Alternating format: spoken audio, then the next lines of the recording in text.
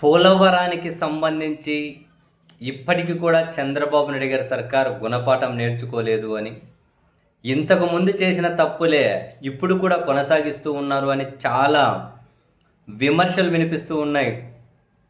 ఇంతకుముందు కూడా spill channel, copper dam ఇవన్నీ కట్టి గోదావరి నది నీటిని మళ్లించకుండానే డయాఫ్రామ్ వాల్ కట్టి ప్రధాన డ్యామ్ పునాదికి ఈయన శ్రీకారం చుట్టారు అని, దానివల్ల డయాఫ్రామ్ వాల్ కోసుకొని వెళ్ళిపోయింది అని, ఈవెన్ అసెంబ్లీలో ఇంతకుముందు జగన్మోహన్ రెడ్డి గారు ఒక పవర్ పాయింట్ ప్రజెంటేషన్ వేసి వీడియోలు చూపించుకుంటూ ఆయన ఎక్స్ప్లెయిన్ చేశారు.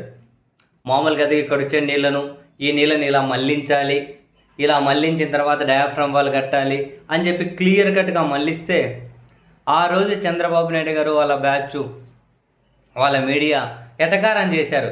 అదిగా నీళ్ళు ఇట్లా మళ్లించాలంట, ఈయన ఇట్లా నరుకుతా అంటున్నాడు, అంత కత్తిలాగే కత్తి తిప్పినట్లే మాట్లాడుతున్నాడు. ఆయన అంత ఇంపార్టెంట్ సబ్జెక్టు మాట్లాడితే వీళ్ళకి బాడీ లాంగ్వేజ్ ఇట్లా అన్నాడంట అన్నారు. సంబంధం లేని విషయాలు.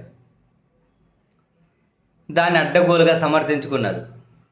అది వాళ్ళ అడ్డగోలుగా దాన్ని కట్టిందనే కదా అది కొట్టుకుపోయింది. మళ్ళీ ఇప్పుడు 3,000 కోట్లు పైగా పెట్టి మళ్ళీ దాన్ని కడుతూ ఉన్నారు.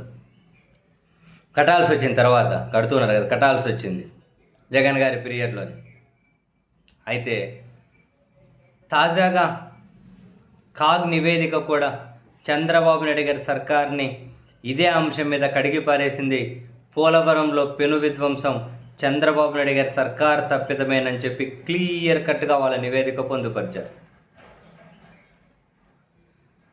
గోదావరి ప్రవాహాన్ని మళ్లించేలా స్పిల్ ఛానల్, దిగువ కాఫర్ డ్యాంలను పూర్తి చేశాక ప్రధాన డ్యామ్ నిర్మాణం పునాది డయాఫ్రామ్ వాల్ను నిర్మించాలి అని చెప్పి గుర్తు చేశారు.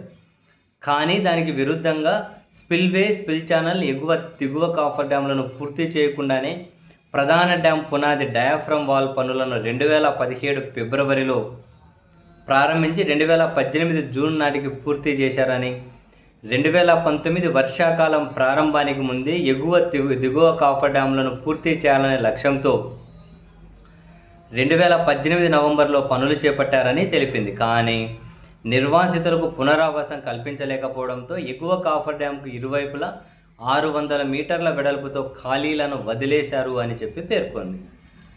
దీంతో 2,400 మీటర్ల వెడల్పుతో ప్రవహించాల్సిన గోదావరి వరద ఎగువ కాఫర్ డ్యాంలో వదిలిన 600 మీటర్ల ఖాళీ ప్రదేశంలో కుంచుకుపోయి ప్రవహించాల్సి వచ్చిందని, ఫలితంగా వరద ఉధృతి మరింత పెరిగి డయాఫ్రామ్ వాల్ కోతకు గురై దెబ్బతినింది అని, ప్రధాన డ్యామ్ గ్యాప్ 2లో భారీగా కోతకు గురైంది అని చెప్పి కాగ్ స్పష్టం చేసింది.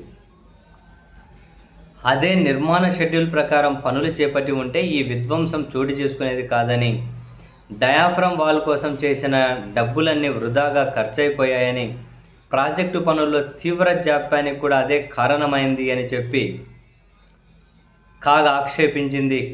డయాఫ్రామ్ వాల్ దెబ్బతినడంతో దానికి సమాంతరంగా కొత్త డయాఫ్రామ్ వాల్ నిర్మాణం, ప్రధాన డ్యామ్ నిర్మాణ ప్రాంతాన్ని యథాతథ స్థితికి తెచ్చే పనులకు 2020.05 కోట్లతో 2023 ఏప్రిల్లో సర్కార్ పరిపాలన అనుమతి ఇచ్చిందని కాగ్ అయితే తన నివేదికలో పేర్కొంది. అంటే అడ్డగోలుగా నిబంధనలు ఉల్లంఘించారు అని. ఇదే విషయాన్ని అప్పుడు జగన్ గారు కూడా క్లియర్గా పవర్ పాయింట్ ప్రజెంటేషన్ వేసి చూపించారు. వీళ్ళేమో ఆయన బాడీ లాంగ్వేజ్ ఎటకారం చేశారు, అసలైన సబ్జెక్ట్ ఇసిపెట్టేసి మళ్ళీ పైగా తననే బద్నాం చేసే ప్రయత్నం. ఇది ఇప్పుడు కాగ్ నివేదిక మీద ఏమీ మాట్లాడరు. ఏమైనా మాట్లాడమనండి సీఎం గారిని. ఇంకో డీసీఎం గారు ఉన్నారు, ఆయనకు అన్ని సబ్జెక్టుల మీద చాలా భయంకరమైన పట్టు ఉంటుంది అనుకోండి, తనను స్పందించమని చెప్పండి.